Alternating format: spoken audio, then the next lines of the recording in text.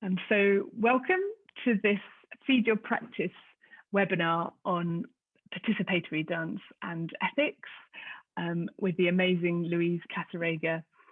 My name is Amy Bell and I'm the artist development producer at the place. I go by they, them pronouns and my sign name is like this. I'm a white person in my late 30s. I've got a kind of a yellow and pink fleece on, round glasses. I've got a shaved head, and I'm behind me is a big plant and a sort of seaweed picture on the wall. I'm really excited to be joined by Louise today, who will lead the session for just about an hour. I invited Louise because of the way in which there's been a real kind of forefronting of participatory and community practices, especially in the Arts Council's recent 10-year strategy, Let's Create. And I think it really takes someone with the kind of breadth and length of experience of someone like Louise to support us to create a really kind of robust ethical framework for how we work in this way. So I'm going to hand over to Louise now so that she can take it away. So welcome, Louise. It's really great to see you. How are you doing? Okay, thank you, Amy. Thank you, the place, for having me back again. I've had so many different relationships with the place. I've been a student here. It has fed my practice. Artist development has fed my practice. I've been here as maker, and one company and two children later, it's lovely to be back in digital form right now. So, and I'm really looking forward to looking back with you all over various things that have happened over my practice, because I have never quite named what we're talking about today as ethical practice. But as I've spoken to Amy and as I've prepared for this, I've realized there's been a streak of that thinking all the way through. So I'd be really interested to see what brings you all here and what you make of that. And I'm trying to get us at least 20 minutes question and answer at the end. So there might be comments you want to make that Amy will collect all the way through, or we should be able to have a good chat at the end. So I'll make some references to texts, and I'll make a lot of references to a collection of resources that I've made for you that Amy can send afterwards. So if you're hearing this link and that name, don't worry, it's all written down somewhere. Feel absolutely free to be who you need to be. That's my bit of housekeeping. Switch off, go make a cup of tea, cook, etc., etc. I'll mostly be talking. You can also look at words on the screen, which I will be, because they help sort of anchor me and keep me to time. And we'll chat at the end. I don't know what to say about the structure of what we're going to do. I'll do a little whistle-stop introduction to myself, and then we'll sort of lay out the territory. What do we mean ethics? What do we mean participatory? And look at kind of what happens before, during, and after projects, and some thoughts that I've had, some thoughts that have come to me around that, and then have a bit of a chat. Does that sound okay? I'm guessing that's marvelous. I have a written presentation. There's bits I'll skip through though, and like I say, everything that's important is in this reference document.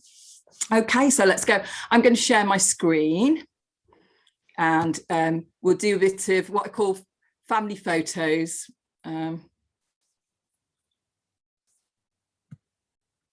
So can you all see something like a bubble with little bubbles around the side?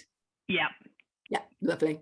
Okay, so I describe myself as an independent dance artist. That means I've been an independent most of my life, but my career has very often relied upon partnerships with other people, other regions, other parts of the world. I'm of mixed Ugandan and English heritage. So if you were looking at me, you'd see that I have kind of coffee coloured skin.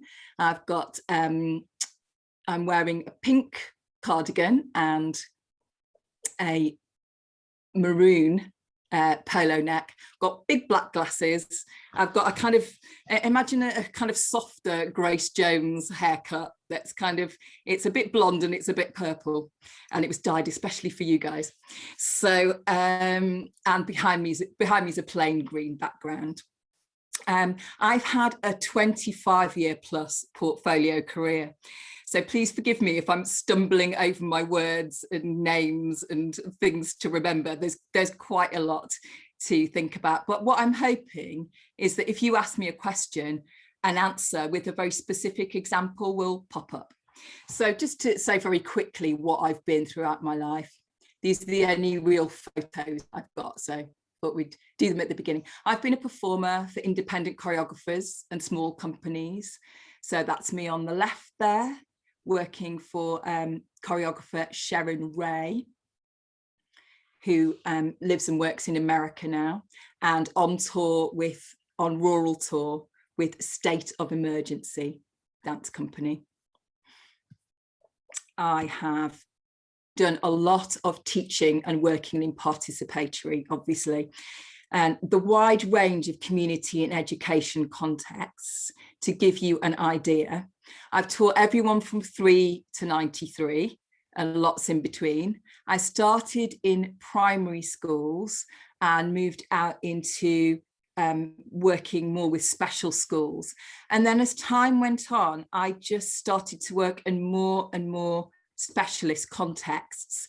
So examples of that might be working with a choreographer who doesn't speak, but who choreographs by using words and pictures to instruct her dancers, and being her voice, being the conduit through which she would exercise her artistic voice. So you can imagine the ethical questions I would have to ask myself about power and control and voice there. Another place where there were lots of layers of ethics, working with 3 very vulnerable women, with the presence of a man, which was problematic for them, in the only context in the UK, which was both a prison and a mental health facility. So you can imagine how carefully I had to go there. But it was honestly, it was the best looked after I've ever been on a project, probably because of that context. So that's an idea of how deep that journey goes. And I hope from the picture, you can see something now about the way I'm being instructed by my dancer, Susie there, where I sit in power relations when I'm teaching. I'm very often in the middle and a conduit between a person and an idea, rather than out front leading. I have been a choreographer and a company lead. And I love this picture because it reminds me of the place and of the Place Prize in 2006. That's my company. We were 9 people, disabled, non-disabled, black, white, and bits in between. The youngest of us was 26. The eldest of us was 67. Some of us had access to professional training, and some only lots and lots of participatory, because the path through weren't available, and kind of still aren't. So you can imagine again the kind of questions and the balancing that had to be done ethically to satisfy that group, and I will talk about that later. And then moving on from there, or always in the background, I've been mentoring and coaching. I'm a board member and trustee. I belong to 4 boards, one of which is Phoenix Dance Company at the moment, which is proving very interesting ethically. I've worked in dance by, for, and with disabled people, as you can see. And what I call diversity consultancy there, I think I might call equity consultancy now. And that's related to the job that I have now, which is around diversity, inclusion, creative case. I'm a wife and mother. These 2 are a little bit older now, my son Max and my daughter Adeline. But that's a very important part of my identity and the thinking that I bring. And after I became a mother, I was thinking about what next. I wanted to be rooted in one place a bit more, be a bit more of a creative producer, work more strategically, be more of an activist. And some of that will come out as I talk about how that came to be. And that was about the ethical questions I was asking and about how I could be more effective. Long story short, from a casual little bit of arts management work in 2015, I've ended up very much embedded at People Dancing, which I hope you've heard of, because it is the organisation who looks after us in participatory dance in the UK. It's a membership organisation, so you can get benefits such as your insurance, your DBS. It's very, very fast service, very, very, very quick turnaround. Being members of networks, being members of a community, which is, I think it's a little bit bigger than this now because we've gained more members under lockdown, but it's a community of people whose practice is becoming more and more specialist. So you can get more and more nuanced conversation, more and more nuanced training from us. And we're a platform for exchange, critical debate and peer learning. And the last slide I'll show on here is just give you a sense of our strands of work. Developing participation, so broadening, deepening who joins in dance, developing practice, making sure that what's delivered is quality, is ethical, our membership services, which I've just described, and our many communications, blogs, podcasts, a magazine. And there's the website there. It's quite a big website. There's lots to look around. I've produced a bit of a guide for you as well, which again, Amy will send you afterwards. And if you were thinking about becoming a member, that sends you from link to link, from place to place, if you were thinking through your practice. So I shall stop sharing that one and start talking a little bit about ethics.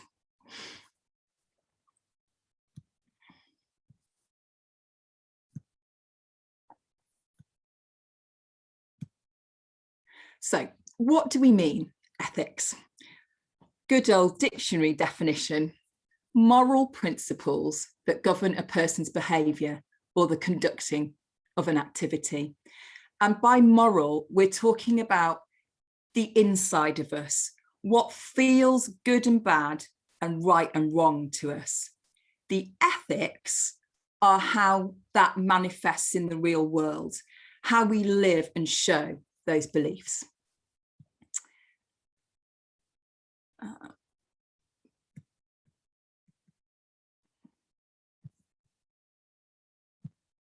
Sorry.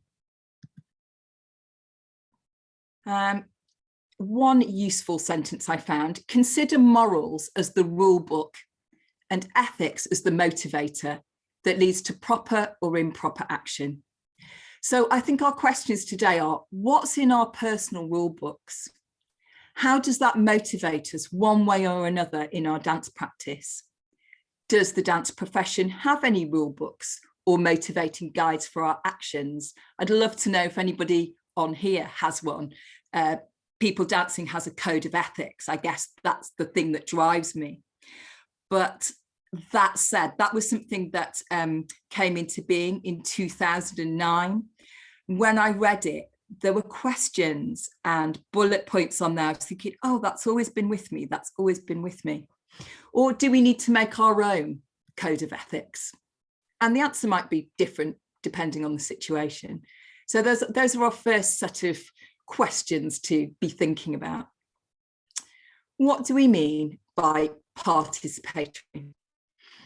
Well, I'm going to speak mostly about, because we're in artist development, about being a maker choreographer and when your work connects with non-professionals in the community. By participatory, we're broadly talking about people who don't do it for a job.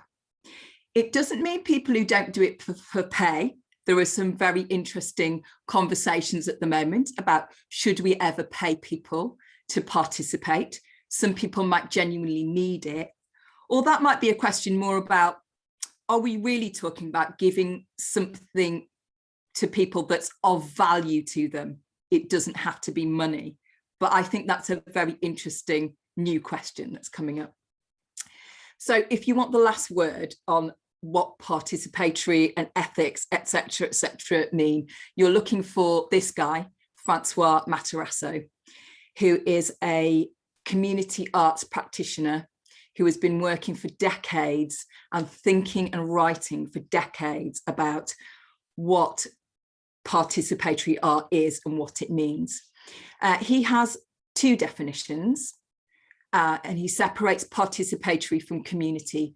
Participatory art is the art we were talking about, all the non-professionals joining in.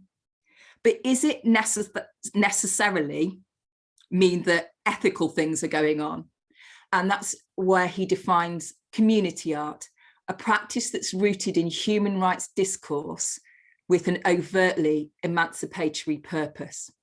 So though this talk is called Participatory Dance and Ethics, for me, participatory dance plus ethics means community dance. And I think that's the arena we're wanting to be in. And he's written a book called A Restless Art, which is the same name as his website, and a blog that you can subscribe to, so you can keep learning about this, as I have been. And he talks in The Restless Art about how participation has become normalized art practice and policy in the course of the past 20 years. And he particularly talks about the UK, because we lead in this, we're ahead of the game. He's not talking about everyday enjoyment of art, because that's always been normal, but talking about, as Amy said, it's part of Arts Council policy. It's official, funded, public, and also commercial. It happens on TV, it happens on the airwaves, a part of professional culture. I'll skip over the history of how we arrived there, but he sums it up very beautifully in one chapter, and then goes into it very deeply across 5 chapters from the 18th century, when you've kind of got a division from art as an object to art as a verb, an act. It's something you do, it's something that people create. And that's where the ethical aspect comes in. But I am going to read you this quite long quote, because it's well worth it, because it explains about power, which is the essence of why we think about ethics. This work brings together professional artists and non-professionals. And as soon as that happens, there's an inequality of power. It's the inequality of power that produces all kinds of ethical dilemmas. So you can't take the ethics out of this work. Artists leading a project are probably the only ones who know all the stakeholders, all the plans, all the expectations, also are getting paid, and that gives them power. And then there's why we might do this work. We do this work because there are problems in the world. There are things we hope to contribute to improving. So it's really important not to pretend that those imbalances of power aren't there. Nor should we be afraid to talk about them. They're what the project exists to try to reduce or solve. And he talks about things it's not really gone wrong if you feel like you're dealing with ethical problems. The only thing that's ever terminal in a participatory art project is not dealing with the ethical problems. If we handle the ethical problems well, even when people don't agree with the solution, they can agree that the solution was arrived at fairly. And I found this tremendously relieving to know that there's no such thing as a tension-free project. It's how those tensions are resolved and dealt with, that you can still feel good when there's tension in the air. And most importantly, he invites us to understand and accept that ethical challenges are integral to the work. Don't make the mistake of thinking that ethical problems, political tensions, the conflicts in your project are things you can resolve in order to then get on with the work. I think that's a mistake I've made. particularly in my younger days. Resolving those problems is the work. And I would say that's become more and more true as my career has gone on and as I've moved into governance. It is how we do the work. It is how we help ourselves and others to learn and become empowered. And that comes from a much more recent publication that he made with another amazing, similarly experienced American practitioner, Arlene Goldbard. And that they have a written dialogue in the form of a pamphlet that's been produced by the Gulbenkian Foundation. And I've left a link to that and the free download of his book. And again, he talks very beautifully about the ethics of making his book a free download, even though you can buy it. So yeah, he's the last word. I talk a little bit about my journey through working out how I stand in participatory dance. I'm just going to go off the screen share for a moment, and I'll tell you a little bit about my story, and I'll share again. I came into participatory dance as a teenager in North Wales, and we were in a very sophisticated theatre in a very rural area. And we would get people coming through to make work on us. And very often we wouldn't be consulted about that. People would come in and make assumptions about what we needed. Quite often I felt underused, under-listened to. I still enjoyed it, but I really thought a lot about, does this person really know what's going on here? What do they think they're giving us? What do they think we want? What are they leaving behind? Do they really care whether any of us continue to dance or not? Should they care? Etc., etc. And that was the beginning of my questioning. And I think as the years went on and I began to teach, I started noticing, or sometimes having it shoved in my face, but what went on besides the dancing could really affect the dancing for better or worse. And that particularly came through as I was working with disabled people, when I began to realize that if I wanted to create confidence and self-esteem and get people moving, that was really affected by what they came through the studio door with. And then seeing if they'd had that fantastic experience of using their creative voice and feeling their own power, what's that then like to go back outside the studio into that world? And what does that have to do with me? Can I ignore that world outside the studio? And I've seen practitioners who did, and I chose not to. And it's been an ongoing journey, that conversation between in the studio and out of the studio. Another question I had to ask was, I do not have lived experience of being a disabled person. So who was I to engage with those people? Who was I to want to push forward on that front? But then also noticing that as a Black person, as someone who'd been named as overweight as a dancer, I had some things in common. I'd been told I was wrong for dance, that I didn't fit, that my body wasn't right. And yeah, we had some interesting, effects on each other.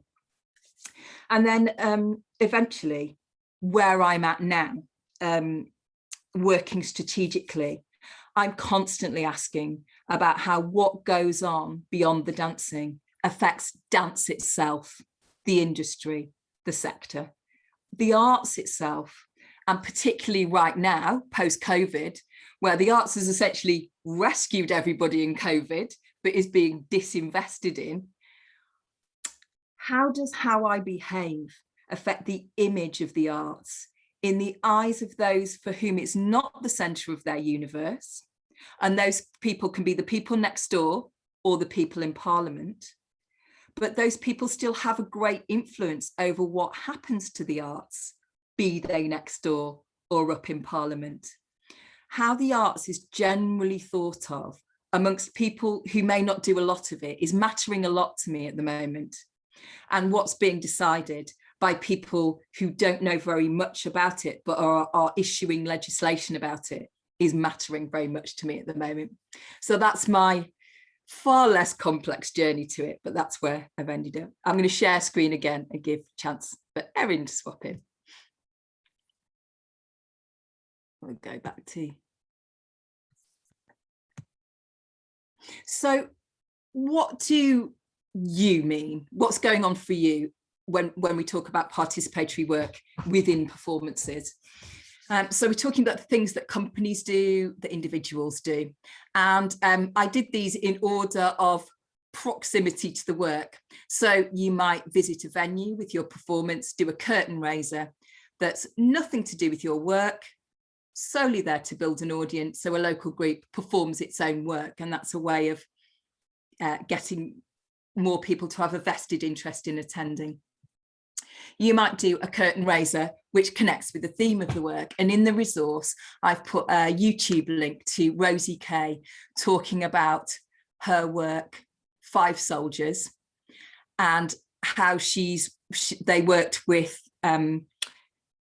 youth groups and community groups where they toured to combine military drilling, which Rosie had genuinely researched and experienced, with community dance, so that they got a genuine insight into soldiers' physical world.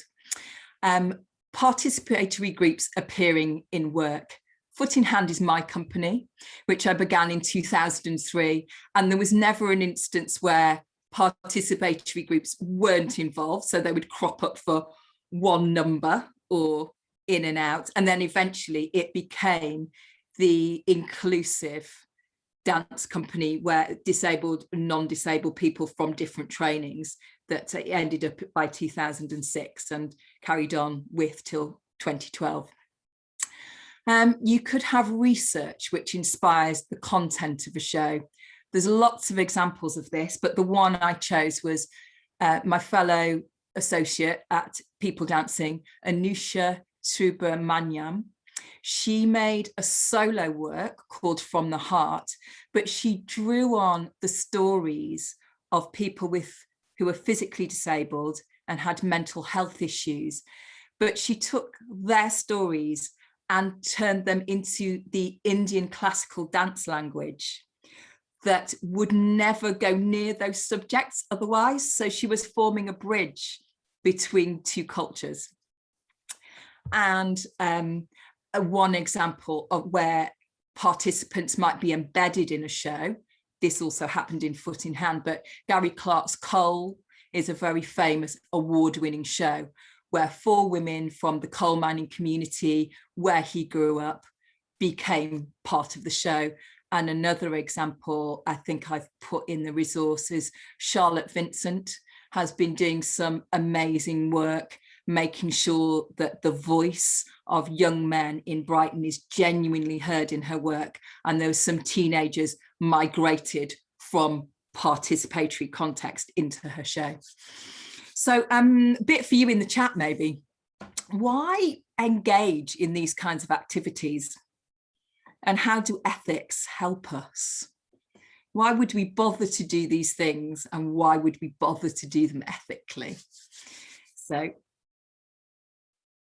just going to see if some things are coming through. Amy, I don't know if you want to tell me anything about what's coming through. So far, it's a bit quiet on the chat front. So okay.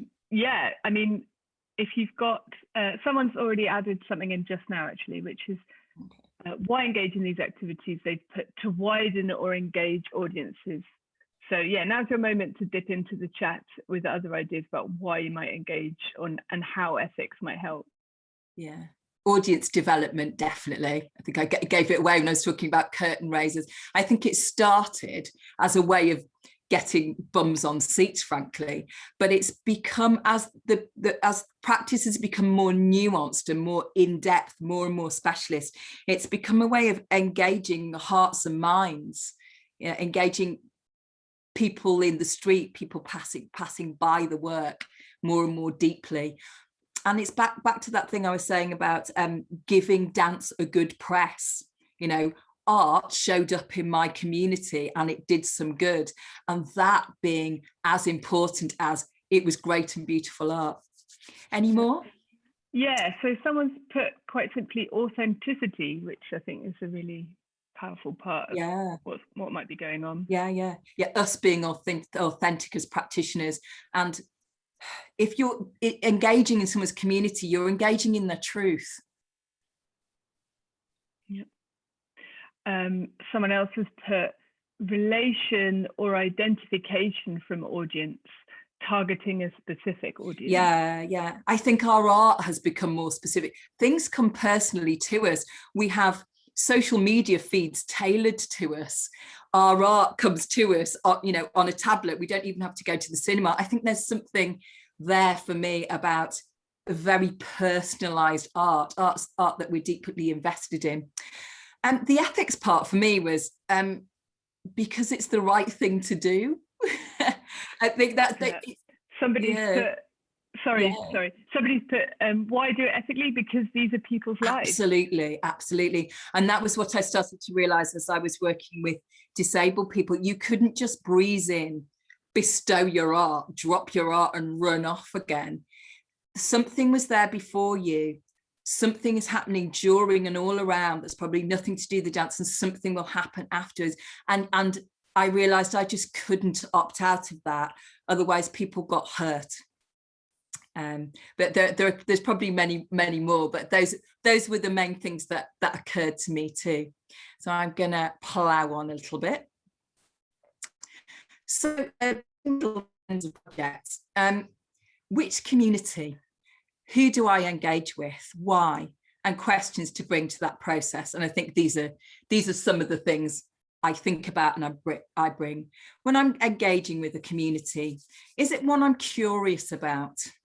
Why? What's the nature of my curiosity? And without getting too deeply into it, Matarazzo talks a lot about capitalism and consumerism and the nature. Am I just there to consume what this community has because I want to use it from my art? Can I just pick their story up, drop it and move on? A horror story, naming no names, not from dance, but I remember watching this news article and being really horrified about this story of it was performing arts but not dance, a director coming into a working class community, developing a show that was essentially based around people's difficulty and trauma, and the show unexpectedly becoming a huge hit. They transferred it to the West End, in the process shrinking a community cast of 20 down to a cast of 8 professionals. Understandably to me, that community cast was furious. Whoever said that's people's lives. And so my question is, so where along the way should the thinking have been about the ethics and the obligation to that community? Should you think about those things beforehand, like what if it is a huge success and it moves on? Or is it about the conversations you have along the way? But that for me was an example of curiosity and ego and consuming something that's essentially emotional labor for the people and kind of taking up and just taking it away, appropriation really.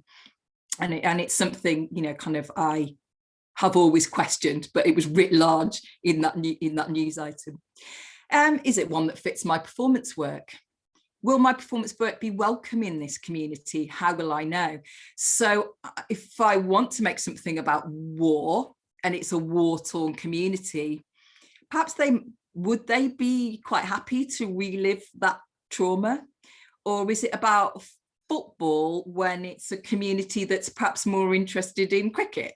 That kind of thing. It's like picking the subject that matches the community's interest or excitement. Is it a community I'm already embedded in or connected to? So an example for me would be I've always worked in community dance, but I was called upon to do some research among women of the African diaspora within dance. Now, I am one of those, but I've never connected with any more. So I was very interested in, okay, so if I'm talking to those people, and I've never done anything like this before, what am I bringing? What are they going to get if I just rock up and do this? And as it made me think about, it was 3 people dancing, thinking, okay, I'm bringing an organization and the weight of an organization. So what might that mean? Or it might mean that I've got the power to have these people acknowledged for stuff they've always been doing, for them to amplify their own voices through the channels that I'm a gatekeeper of, and to be celebrated, to have a space to occupy that's not been occupied before. And I'm still engaged in that project, but thinking about, okay, if I'm just rocking up as me and doing it, I can't just trade on my identity. I have to bring something, and have to bring some thought to a community where I'm new. How do I enter in gracefully and engendering trust? We'll get into that. If it's a community that I want to change for the better, why me for that job? Does this community want that change? Would they describe it in the same way? I have my perspective, my vision of what an anti-racist project or world might look like, but is that the same as every person I might meet from different global majority communities?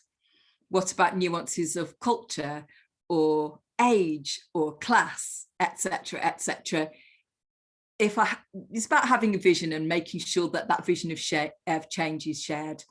And a big question for me, am I, or is my project in a more appropriate person's way? Am I taking a job when there's someone in that community who could do it or share it? And I get into that a little bit more later on, but those were starter questions about when you're making your choices. Entries, getting going and building trust. My biggest lessons in that concept of entering into a community, making sure you build and nurture it, exiting gracefully, came from a time I spent on a course called the Summer Leadership Institute in New York in 2017 with the seminal Urban Bushwomen, who I urge you to look up. They're a company of all Black women and some men who have been going for 35 years. And they have an excellence of practice in performance, in community activism, and in academia. And one of the most important things I learned about them is they stopped the company for the year. They stopped the performing. They stopped everything to stop and look at their community practice and really deeply articulate it, really build it. And I was tremendously admiring of that. And one of the things that they've developed over many years is this Summer Leadership Institute. It's 10 days of working on both dance and anti-racism. You spend 6 days sitting down and learning, and then you get up on your feet and turn that into dance. And it's one of the most extraordinary experiences I've ever been part of, the most extraordinary putting together of a participatory experience. But the things I learned there are basically about the uncomfortable truth that many of us earn our living from the fact that things are not equal. I've had much of my work because things are not equal for disabled people, they're not equal for Black people. The invisible coats we wear. As I walk in, I am wearing my higher education. I am wearing my Britishness when I go abroad. It was all about self-awareness and privilege, and just be conscious of what you have that people can't see. And those are the 3 points: power, equality versus equity, asset mapping. Theirs is a vision of a community that's already resourced. It doesn't need to be empowered. It already has power within it. It's about helping people feel a sense of their own power and making sure that's left after you've gone. I'm going to move on because we're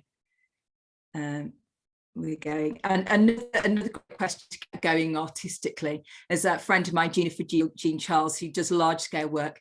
She asks, what am I doing here? What aspect of this project it excites this group? So again, it might not be the dance aspect. It might be the fact that they're going to appear at the Olympics. That's about what floats their boat. So it's just really seeing things from other people's points of view, really. Some lessons in context. This goes to what I was saying about if you're not part of that community, then it matters who says you're okay within it. What I learned from a South African British Council project that lasted 4 years with Adam Benjamin was, I'll just let Stacey swap in.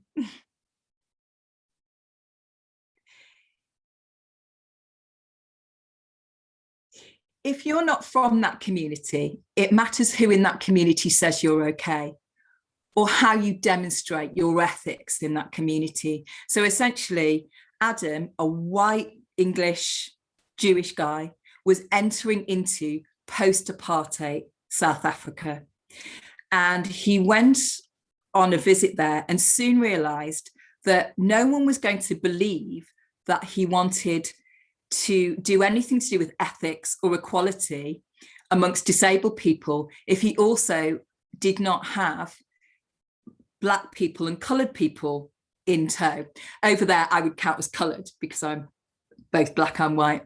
So I went as part of his team together with a Black disabled dancer, and we were very much his ambassadors out into the community. I thought we were just going to assist, but very soon he was sending us out there and he was going, no, you know what you're doing, your faces are more important than mine. And I learned an awful lot about stepping forward or stepping back in the right circumstances. Also, the person who organised that project had been very good at finding people, because there was no tradition of disabled people dancing in South Africa, but finding people who'd be ambassadors into all of their communities around the country. And 10 years later, the work was thriving because of the intelligence with which those ambassadors and leaders had been picked. A lesson in change from a little bit after that is all in a chapter that I wrote for community dance, an introduction. It's called Whose Voice Is It Anyway? And essentially, I was invited to choreograph on a very empowered disabled group, and they'd had a choice between me and a disabled choreographer, and they'd chosen me because I knew more. And conscious that there were very few disabled choreographers and that I was wanting to make room for them, basically we pulled the budget apart, we pulled the tasks apart, and we remade it. We ripped up the rule book and started again, so that I knew that my disabled colleague had the choreographic talent and he needed the choreographic exposure. I didn't want to go without a wage either, so we just kind of swapped roles. So I supported him with what he needed to support with, but he was front and centre. They were all wheelchair users. He was a wheelchair user. They had far more lived experience in common around the actual movement than I did. So it was about that, can I step back? But if you step back, I didn't have to, lose income or lose learning either. But what I realised at the end of that project was that my colleague's career, he'd had a great time on that project, but it hadn't moved on. And that was when I started to realise that if you really want to move things on, you need to be in strategy. You need to be creating structures that keep being recreated, not just doing the right thing once on one project. Things to think about on a project. Arlene Goldbard, the person who had this dialogue with Francois Matarasso through the Gulbenkian document, talks about your legal agreements with the group and your moral agreements with the group. And I was thinking, what's the least you do for your participants when you make sure you're safe? They're safe through things like insurance, safeguarding, risk assessment. But the moral contract for them, for me, is around consent and permission. have I got a mandate to lead? The venue might have brought me in, their leader might have brought me in, but is it okay with them for me to lead as well? Knowing about communication styles, I've spent lots of time working with people who don't speak or speak another language. And in dance, we might be working without language or with a lot of touch. So I think there are extra ethical concerns for us there. And getting feedback, which will help if you understand the communication styles, and making sure you're actually responding to it. It's no good saying I'm listening, then not actually acting on what you hear. Matarazzo also goes into, I'm just skipping to the last one, our self-care, how we are set up to work. And I've got one horror story, which was around the early days of social media. I found myself working on a project where, very ethically, thinking about safeguarding, none of us in the creative team would ever dream of being in touch on social media with our participants, but they were liberally slagging us off on Facebook, and we had no recourse. There was nothing written into our contracts. We couldn't quite go to the venue or the organizer. How can you protect us? It was really exposing and really, really tipped a balance of power there. I think that's an interesting one. And again, Girlbod speaks very eloquently about when there's emotional labour involved, making sure that there's enough care, enough time to decompress, more time around. And I've put in your resource a couple of great online resources, free downloads, a code of care, which is kind of a form that you can fill in about what you might need for your employer ahead of time. That's very much aimed generally at the freelancer, because freelancing, as we know, is it can be exhausting, like making sure you're protected, things like that social media thing. And then something from the wonderful Alexandrina Helmsley, an access rider, which is a little bit more specific to disabled people and yet very flexible. The thing I want to talk about fellow professionals on a project is, are they your witness, your support, or your active partner? Are they just along for the ride? Are they there helping communicate and support, or are they actively part of the project as a dancer, as someone who's helping make those ethics? So, for example, when I was working in the prison, the whole framework was set up for me by psychiatrists. They looked after me, they looked after everybody. It was a very active partnership. This phrase, always the bridesmaid, never the bride. Just making sure that if you, the performer, are coming in with your training and your very sophisticated production, just making sure there isn't somebody already in that community that might know an awful lot about that community group, and that you're, again, not taking up space. Could you work in partnership? And I've had some wonderful equal partnerships with a choreographer who's making a work, but I'm there as an advisor and very much an equal active part of supporting them ethically with the group. Just make sure you're not missing out on some expertise. And I think post-COVID, where there are companies who have that, who have the infrastructure to have a producer do a great big project for them, I worry that there might be a little bit of sweeping in and taking over the work and remit of people who've been working in participatory contexts or a community for a very long time, but they don't have the infrastructure and they don't have the producer to raise a lot of money. So that's just something I wanted to flag up to makers, and to encourage, look for that collaborative opportunity, because we have an obligation to our community as well. And then just talking about endings, exits, endings, and endurance. Back to this thing about it's people's lives, the responsibility of raising hope. I think the very basics we do is make sure that anyone who's accessed our dance work can continue accessing dance work in the community. If they wanted to go on to something after our project, it's our business to be able to pass that on, even if it's just the phone number of the local dance agency. I think that's part of our ethical work. because we are ambassadors for our art and our art form. I've talked about why that's important, especially right now. And then staying connected, even if it's just on and off, that's how you find out if you were ethical or not. So some final reflections. I've talked about touch and talk.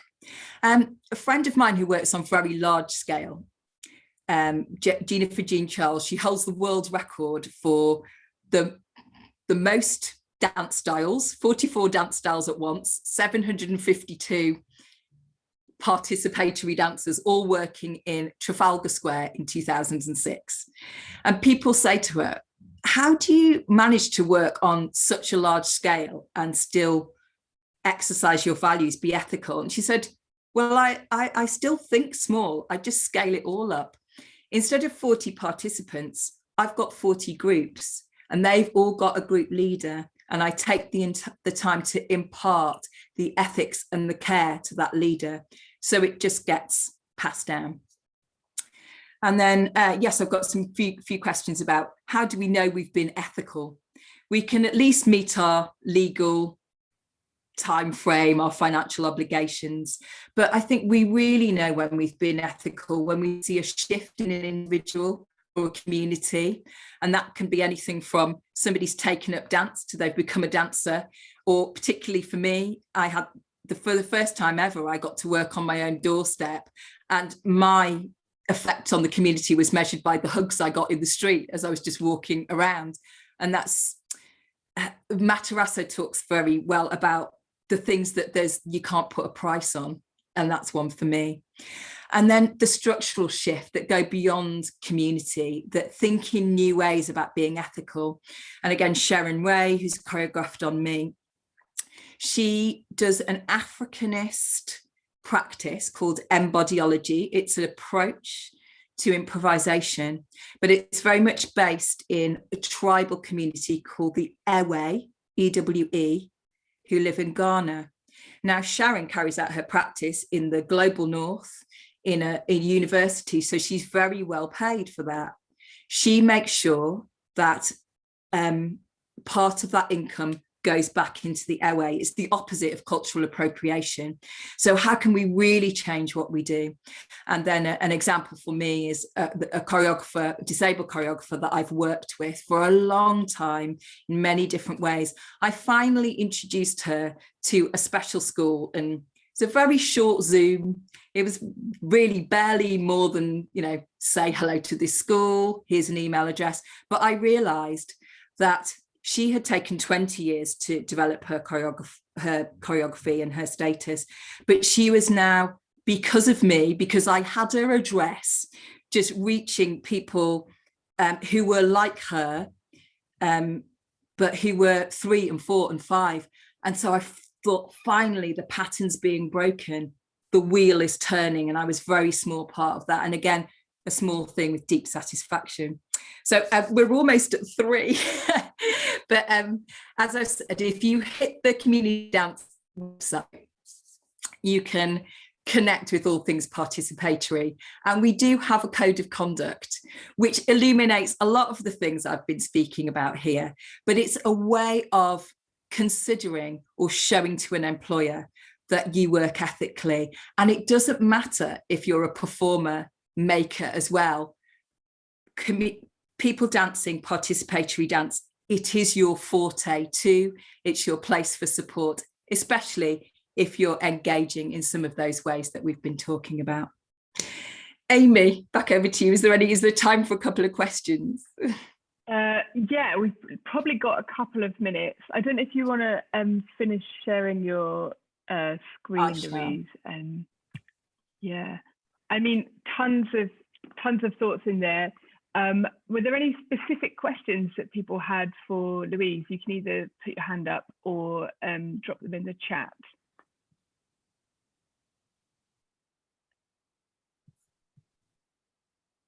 People looking very thoughtful. I guess it's quite a lot of information. There's a couple of really interesting comments that I might read. Where was that one? Let me just do this, then you can see me. somebody had written something, something about the legacy of a project, and this question of sort of another element which somebody has written here is that the separation between community casts and professionals.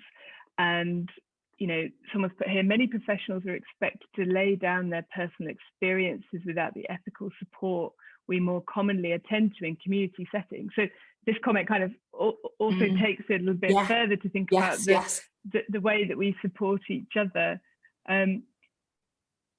So this person said, I prefer to approach every group with an attitude that we all have to feel equal, seen, empowered and taken care of, whether those people are seen as professional or not. And I thought that was a really interesting addition to this. Me too. And I know many professionals where I say, where do you draw the line? They say, I don't.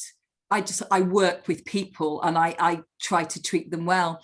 But I guess what's rich from participatory dance is that that's where it's been articulated. So if you're looking for ways to articulate it, we can go to these participatory dance sources and say, you want to know what to do? I mean, I attended a wonderful open space where people said, can we stop funding bullies, was one of the questions in the open space. And I thought, yeah. And I think because I came up through participatory and then got a bit more into performance and making, I always carried that with me. And because that background around disabled, I would never have got away with treating people badly, but I just didn't want to. And I remember passionately wanting to go into my making going, there must be a way of everybody being reasonably happy and calm and not stressed and not bullied and still making good work. And I think the ways that Matarasso looks at judging work is by both process and product. And I've done a whole other thing on collaboration going, is it still a good, if you can have great process, but and a dodgy product, and a horrible process and a good project, and I'm always looking for that balance. I'm very much with that. Brilliant. There's a question here from Max. So Max, I'm just going to add you to the spotlight there. Oh, there I am. Hey, Max.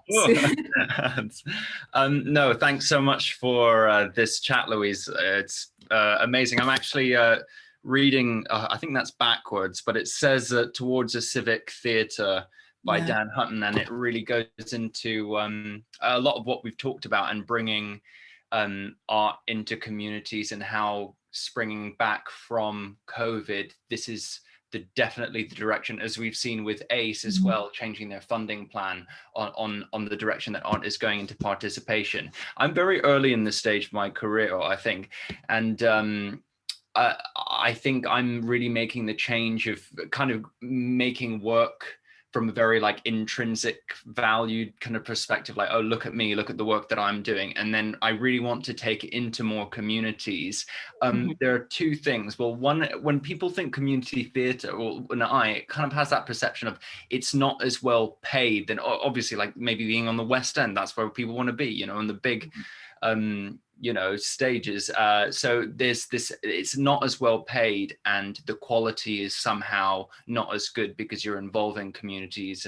And lastly, as somebody wanting to get into it, going into vulnerable communities is very, there's a huge responsibility there, and as you've mentioned, and it's scary.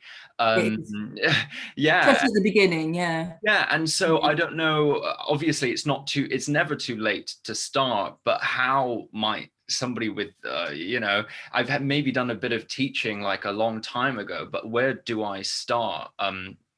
Thanks. Okay, I'll go. Okay, so what I heard there was about pay, quality, and where do I start to take risks for myself? Pay. Weirdly, in community dance, the pay is better for me as a maker. I don't know. I don't know. It probably is different. Kind of. It wouldn't be if I was in a big company like Rombear. Yes, I'd probably be better paid and have like regular work. But day to day. For example, when I was working with my company, talking about balancing the disabled and the non-disabled members, we solved some of that by working 3 days a week. So that was enough energy for the disabled participants to be expending, but I was paying them equity minimum, and it meant my non-disabled dancers could keep their £200 a day regular teaching work in schools. So they ended up, earning more money. So I don't know, it may be different in community theatre, but a lot of my bread and butter and the money comes not from the performing and not from the making. The other thing I would say is it doesn't surprise me that you know a lot of this from theatre already. Other art forms have fought it through before dance does. So I'd always say reach outside dance for your information. You talked about equality. I think this is where things like the publications and the writings and the academic writings come in. If there's a perception that if it's written about, if it's, if it's out there somewhere, if people are talking about it, if it's in writing, it's sort of better quality, or that's where we begin to articulate. Like that code of practice wasn't there till 2009. So I couldn't prove that I was good at community work, especially because I don't have any qualifications. My degree's in film and literature. I just have lots of experience. But so I think writing about it, encouraging other people to get it published, articulating about why it's good. And then the thing about being a younger practitioner, I learned by shadowing and assisting.